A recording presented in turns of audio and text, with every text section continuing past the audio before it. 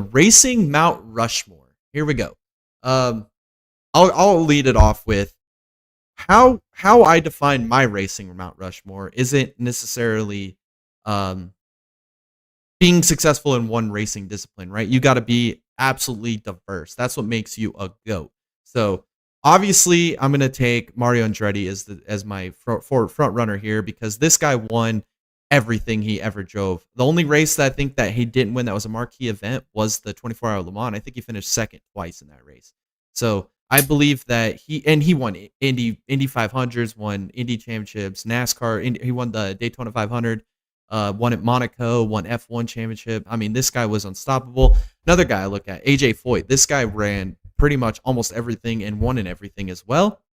And then more modern era guys, I'm looking at Kyle Busch. I think he's 100% lock. I would love to see him jump into some open wheel stuff because I think he would be super successful in really anything he could drive. He's won in pretty much everything he could drive, and he's still at the top of his game. And then the other one here, I think that this is kind of a sleeper. I don't think anybody really looks at this guy. Tony Stewart, right? I mean, he has won in USAC. He has won in IndyCar. He's won in NASCAR. He's won in sprint cars, SRX, IROC, everything, right? I mean, I think he has a Silver Crown championship too.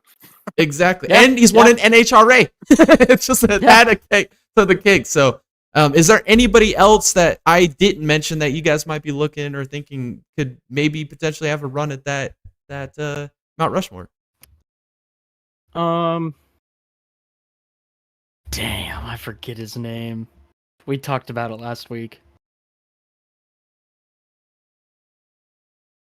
I know we did talk about this last week. I should have run some. These conversations are really hard because it depends on who you ask and how your definition of like a Mount Rushmore is. Because you can have people that were the very best at what one they did, discipline, right? Yeah, and then you'd have people like Michael Schumacher. You'd have people like Lewis Hamilton or Max Verstappen. Max Verstappen right now is probably the greatest driver on the planet. I think you stick him in anything, he's probably going to win. But obviously, a lot of Formula One comes down to manufacturers and how the teams build the cars, because that's really the only sport right now where it kind of like how you build the car is the most like. I mean, that's kind of the most of an influence, right? Exactly. Yeah. Yeah. But then you have people like Richard Petty, and I personally wouldn't put Richard Petty on there because of the competition of the day. I didn't think that the competition was that bad, and nothing against Richard Petty, but I think a lot of these current NASCAR drivers back in the day would probably have close to as many wins as Richard Petty have. So that's why I agree with somebody like Kyle Busch, where today's competition with how difficult it is, I 100% agree Kyle Busch should be on a Mount Rushmore or something.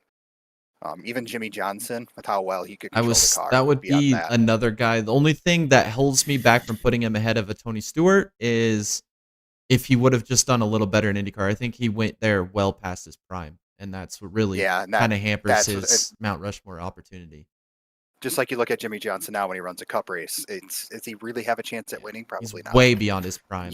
Way beyond. I think everybody wants to see him win, but I don't think he really has the ability to. So it kind of tarnishes his reputation.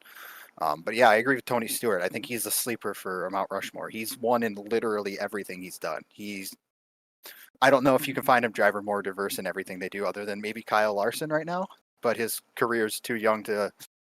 Go with right now. I'm glad you said that. That's what me and Tom talked about. We said Kyle Larson. I think another one that I don't think anybody's given him any attention, but I think he needs a little bit of consideration is Juan Pablo Montoya. I think this guy was one of the most underrated race car drivers of all time. I really do. I'm a huge Montoya fan. I mean, what he's done in IMSA, IndyCar, NASCAR, Formula One. I mean, this dude has done it all just about and was successful and it's not like he's won, at all of it. He hasn't won like fluke races either. No. He's won multiple races in everything he's done. He's a very good driver. Yeah, maybe not Mount Rushmore, but if they put but consideration for sure. Maybe if they built like a monument below Mount Rushmore, maybe that could be Montoya. I don't think so. I mean, the man was a staple in F1 during his time there. You know, it's not like people were like, "Oh, great, here's Daniel Kvyat going torpedo into turn one," you know. But he was like Fernando Alonso 2023-esque driver, where this man could finish on podium, in a Sauber, Yeah. you know, and then he comes over to where'd he go Now, from? he went to he went F1 to IndyCar, yeah, to and then NASCAR, to IndyCar, Yep. and then IMSA, right? So he came over to IndyCar, lit the world on fire, and then he went to NASCAR, a real big. Literally lit the world on fire for a little bit. He did very well. Like yes, No, very yes. well. Very well. For about 2 hours there, the Daytona track was on fire. Yes, but a different discipline, but he won. Yeah. You know, I mean that goes to say something. And then not only that, he gets booted from that program, Ganassi's program, to go drive for Penske in IndyCar. Runs for a championship the first year and gets screwed on the last race. Yeah. So I mean, and then he goes to IMSA and starts winning. Yeah. So I mean, kicking ass in IMSA too. I mean, yeah. I would absolutely say that Montoya is. I mean, that's a great point to bring up there, Jay. Absolutely, I think Montoya. I think he's the closest thing that we deserve. have to a modern day Mario Andretti as Montoya. I mean, he literally did it all. We desperately, as racing fans, need a driver that is willing to, at 18, 19, 20 years old, jump into Formula One, do that for 5-6 years, jump over to IndyCar, do that for 4 or 5 years, jump over to IMSA, NASCAR, just do it all in a short period of time. We just need somebody like that desperately. So maybe we can find that someday again. I think we're starting to see it, Jay. I think the generation of bringing some V8 supercar drivers over to NASCAR is going to open up a new world. I think so. Not only are we going to be seeing these drivers partake in some NASCAR races, we could probably see these guys, if they get the opportunity to run some dirt, or maybe go and run an IMSA race and do that, and maybe. And I'm shooting real far here, okay? So bear with me, but. A driver gets injured in IndyCar, and their backups are out of town. They're racing another series and all this other stuff. And hey, this weekend, great example. Lundqvist is filling in for Simon Pagenaud still after his wreck.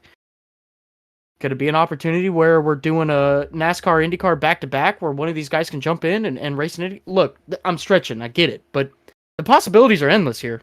Yeah. We could just be seeing a new generation of driver. If you look at somebody like what Project 91 did with Kimi Räikkönen last year at Watkins Glen, that car was competitive. He might have not had winning speed, but he had top 5 speed for sure. Yeah. He came out there, and Kimi Räikkönen has never driven a NASCAR in his life. He's never driven a Cup car. No reason for him to be competitive because all these other guys have all this experience. But he came out there and he balled. He showed up. He did. he got into a wreck that wasn't his fault at all. And if it wasn't for that, Kimi Räikkönen might have finished top 5 in that race. I have no doubt in my mind he could have. And we're starting to see that more with drivers. A V8 supercar like Shane Van Gisbergen at Chicago. He has experience in cars that obviously there's nothing like a Cup car out there, but V8 supercar, stock cars, there's a lot of similarity, and he was able to put that on there. But I wonder what he would do if he came into a dirt car. I wonder how he would do if he drove an Indy car. I think that he'd still be very competitive with that. We get to see it this weekend, baby. And we get to see Larson in the Indy 500 next year. So maybe we're getting towards a new era in motorsports. We're more crossovers.